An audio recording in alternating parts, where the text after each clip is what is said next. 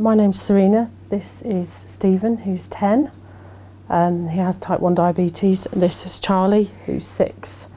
And this is Molly, our hypo-alert dog. Stephen was diagnosed with type 1 diabetes when he was 3.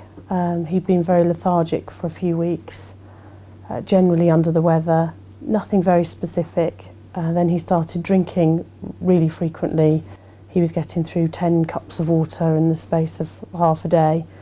It got to the point where we were out and about, so it was Easter holidays, and I couldn't carry enough drinks to keep him satisfied. So in the evening, I suddenly realised, because he was already potty trained, that he was getting up every hour to go to the toilet, and we realised something was wrong. So we took him to the doctors the next morning, and they sent us straight to A&E on Easter Sunday. Type 1 diabetes is really tricky to control. We're trying to do the job of the body, which is so clever. There's so many factors that affect how much insulin they need, which they need every day for life. Growth affects it, the temperature, whether it's warm or cold, how much activity they're doing, whether they've got any viruses, sometimes ones where you can see what's the matter with them, and even the ones where you're just a little bit under the weather for a couple of days. So many factors affect it. It's constantly changing. Every time they grow a little bit, every time there's growth hormone and they're not actually growing at the time. The exercise has a knock-on effect for 24 to 48 hours afterwards, so it's really difficult balancing out, trying to get the amount of insulin right. So invariably he ends up either too low, which is hypoglycemia, or too high, which is hyperglycemia. So Stephen had a seizure in the night due to hypoglycemia, and he would often be falling over, stumbling, just falling asleep, collapsing. So now we've got Molly. She's alerting. His blood sugars very rarely now actually get dramatically low where it's affecting him badly enough that it's affecting the brain. And also she alerts to highs as well, which gives us a chance to correct with insulin, because the danger with highs is that there's a long-term implication if the blood sugars are left too high for too long. So she's also helping with his long-term health as well as the immediate with the hypos. We've actually got a slightly unusual story about getting in touch with medical detection dogs. Molly was our dog. Stephen had always wanted a dog. He's a real animal lover. So we'd bought a puppy, and we were attending training classes at our local training centre. Then we attended a talk there, and at the end she came over and she was talking to Stephen, and she said, "Oh, does your dog," and Molly was very young at the time, "does she know when you're hypo?" And Stephen said yes, and Paul and I were a bit sceptical and weren't really sure. And she said, "Oh, you watch her, and if the dogs can really help." And we'd seen the film on how helpful the dogs can be and how good they can be, and she talked all about it. So we said, "Gosh, that would be amazing, but ours is just an ordinary dog. It's never going to happen." So we watched her, and we realised that, not consistently, but intermittently, Molly was alerting to Stephen's blood sugars. So we completed all the application forms and wrote off, again still thinking, well, she's just our puppy, she'll never get qualified. And then we came to visit the centre from an invite from Simone last Christmas, and they accepted Molly for training, and we were paired up with our trainer, and Molly was given an in-training jacket, and so we've worked with the charity ever since, and she qualified at the end of September. So slightly different route into it to many. She's not a place dog in the same way that most of the dogs are. So Molly's trained to detect the change in odour in Stephen for high and low blood glucose levels. If Stephen's dropping rapidly, we can test and he can be absolutely fine, but she carries on alerting, and you can guarantee within 20 minutes he will be hypo. So that's just amazing as well, because now we know that, we can actually start to try and do something about it before it happens. She alerts us by run and fetch his meter. She fusses over Stephen, she jumps up.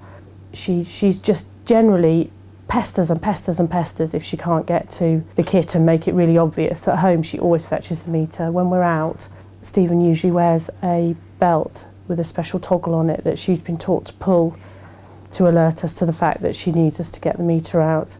because obviously once it's being carried in a bag, she hasn't got easy access to it. But she can also open bags and fetch it out herself, as she's been doing more recently. So she runs out of patience with waiting for us sometimes and helps herself. But yeah, she makes it clear, and she never gives up.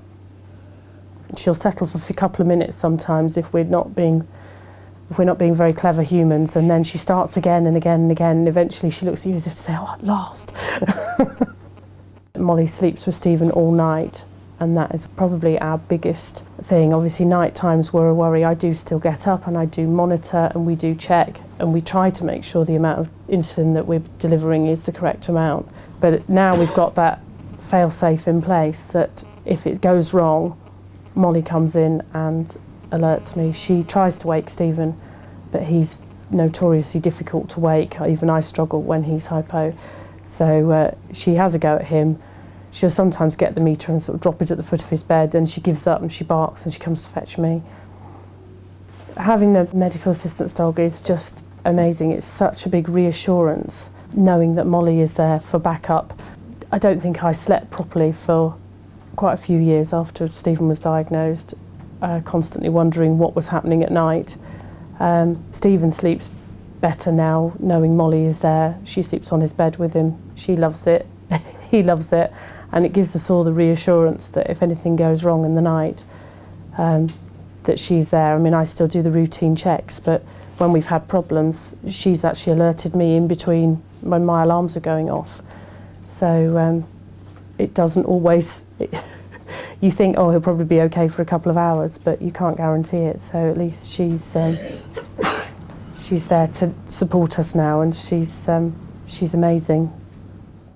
There are lots of events locally. We're quite lucky, we're quite local to the centre, so we can attend lots of things. There's lots of fun events as well. We've been to Dog Olympics in Oxfordshire this season, and to a nose in the park where we had to do a treasure hunt, and the dog had to use its nose to smell out tubs of treats, and the letters were inside. So there's lots of fun events that you can participate in, and we've been to those. We've been to Crofts with her. We've been down to London to Discover Dogs, helping out on the stands, trying to help promote the charity. So and it's all interesting, getting to meet lots of different people. And we were lucky. We went to one event in the summer, and we were lucky enough to meet somebody who obviously saw Molly's jacket and came over to speak to us because their son had recently been diagnosed with type 1 diabetes, and they were in that stage of feeling very alone. So it was nice just to be able to meet them and help them, even if they're not at the point of considering getting a dog. Obviously being able to help other people and just chat to them, because we've got a big walking advert. She is my best friend. I like her because she's always really playful and is always happy. Her favourite toy is mine and Charlie's footballs out in the garden. She's a good defender because as soon as you try and kick it, she gets in the way. Because she's an alert dog, she's allowed to obviously go to all the venues of Stephen's football, and one of them is on AstroTurf at a school, so obviously she has to wear her jacket. She understands completely there that she's working and that she's not allowed to play with the footballs, so she sits patiently at the side and alerts us if Stephen's hypo during football, which means that I only have to drag him off and test him when I actually need to, because he used to get fed up of me doing it randomly at different points throughout. I mean, he kept having to monitor him, whereas Molly's doing that job now, so he only actually has to test if she feels that he needs to now, which is quite amazing because he's not that close to us a lot of the time, but even then she seems to be able to tell.